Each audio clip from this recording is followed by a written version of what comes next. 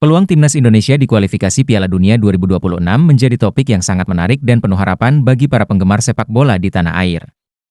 Dengan semakin dekatnya putaran ketiga kualifikasi, mari kita lihat lebih dalam mengenai peluang dan tantangan yang dihadapi oleh timnas Indonesia. Latar belakang dan perjalanan timnas. Timnas Indonesia, di bawah asuhan pelatih Shin Tae-yong, telah menunjukkan perkembangan yang signifikan dalam beberapa tahun terakhir. Sejak mengambil alih tim pada tahun 2020, Shin Tae-yong berhasil membawa perubahan besar dalam gaya permainan dan mentalitas tim. Dengan kombinasi pemain muda berbakat seperti Marcelino Ferdinand, Rizky Ridho, dan Witan Sulaiman, serta pemain keturunan berpengalaman seperti Jordi Amat dan Sandy Walsh, timnas Indonesia kini memiliki skuad yang lebih kompetitif dan dinamis. Tantangan di Grup C. Indonesia tergabung di Grup C bersama dengan tim-tim kuat seperti Jepang, Australia, Arab Saudi, Bahrain, dan Tiongkok.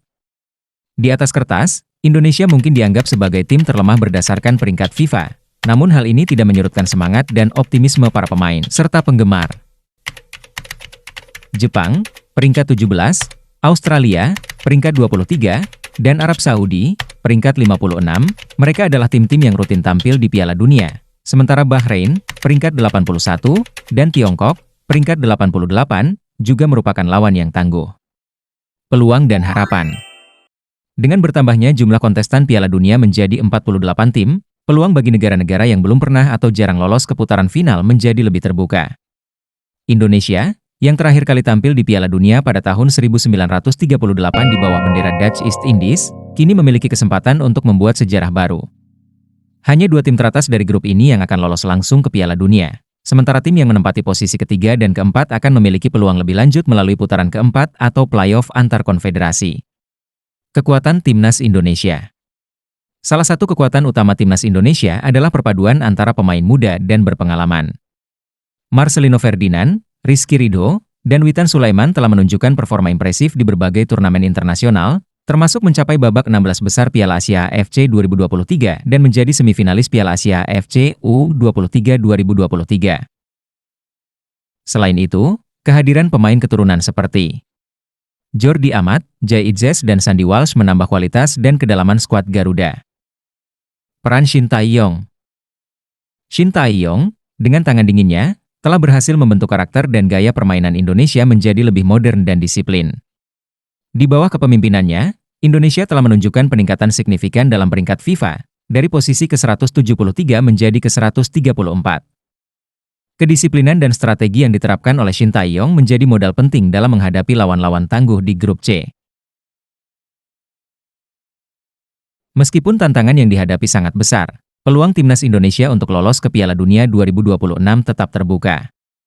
Dengan kerja keras, semangat juang, dan dukungan penuh dari para penggemar, impian untuk melihat Garuda tampil di panggung sepak bola dunia bisa menjadi kenyataan.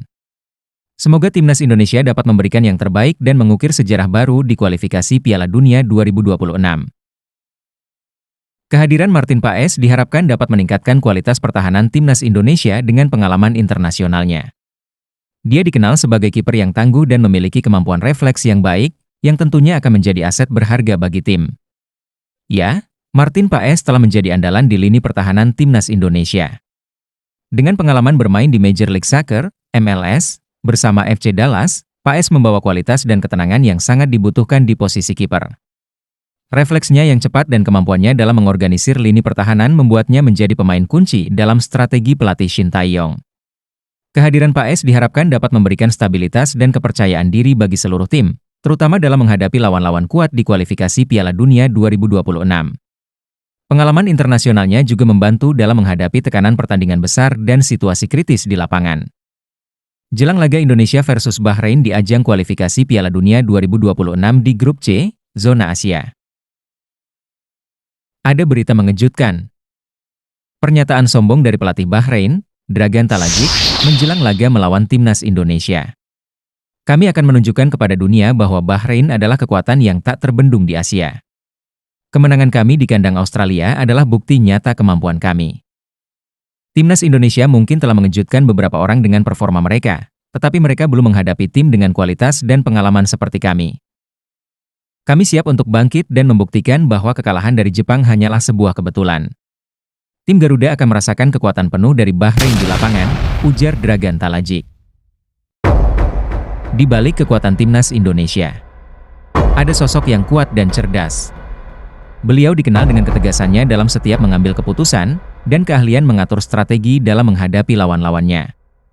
Erick Thohir, pemimpin visioner di dunia sepak bola. Ya, Erick Thohir adalah sosok yang tidak asing lagi di dunia olahraga, khususnya sepak bola. Sebagai Ketua Umum PSSI periode 2023 hingga 2027, ia membawa harapan baru bagi sepak bola Indonesia. Sebelumnya, Erick juga dikenal sebagai mantan Presiden Inter Milan, salah satu klub sepak bola terbesar di Italia, dari tahun 2013 hingga 2019.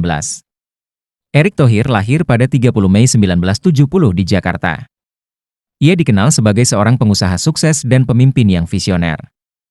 Kepemimpinannya di Inter Milan tidak hanya membawa perubahan signifikan dalam manajemen klub, tetapi juga meningkatkan prestasi tim di kancah internasional. Di bawah kepemimpinannya, Inter Milan berhasil meraih berbagai gelar dan kembali menjadi salah satu kekuatan utama di Serie A. Sebagai Ketua Umum PSSI, Erick Thohir menghadapi tantangan besar untuk memperbaiki kondisi sepak bola Indonesia. Erick dikenal sebagai sosok yang sulit dikalahkan oleh lawan-lawannya, baik di dalam maupun di luar lapangan. Ia selalu memiliki strategi yang matang dan mampu mengatasi berbagai rintangan dengan bijaksana. Namun, dengan kecerdasan dan keahliannya dalam manajemen, ia mampu membawa perubahan positif. Erick Thohir juga dikenal sebagai pemimpin yang cerdas dan inovatif. Ia selalu mencari cara baru untuk meningkatkan kualitas sepak bola Indonesia, mulai dari pembinaan pemain muda hingga peningkatan fasilitas olahraga. Dedikasinya terhadap olahraga tidak hanya terbatas pada sepak bola, ia juga memiliki peran penting dalam pengembangan bola basket di Indonesia. Dengan segala prestasi dan dedikasinya, Erick Thohir menjadi inspirasi bagi banyak orang. Kepemimpinannya di PSSI diharapkan dapat membawa sepak bola Indonesia ke level yang lebih tinggi dan meraih prestasi yang membanggakan di kancah internasional. Beberapa kelemahan dari lawan-lawan timnas Indonesia di grup C kualifikasi Piala Dunia 2026. Jepang. Kelelahan pemain. Jepang seringkali menghadapi masalah kelelahan pemain karena banyak pemain mereka yang bermain di liga-liga Eropa dengan jadwal yang padat. Tekanan tinggi. Sebagai tim dengan peringkat tertinggi di grup, Jepang seringkali menghadapi tekanan tinggi untuk selalu menang, yang bisa menjadi bumerang jika mereka tidak tampil maksimal. Australia. Konsistensi. Australia kadang-kadang menunjukkan inkonsistensi dalam performa mereka, terutama saat bermain di luar negeri. Cedera pemain kunci. Cedera pada pemain kunci bisa sangat mempengaruhi performa tim, mengingat kedalaman skuad mereka yang tidak sekuat beberapa tim top lainnya.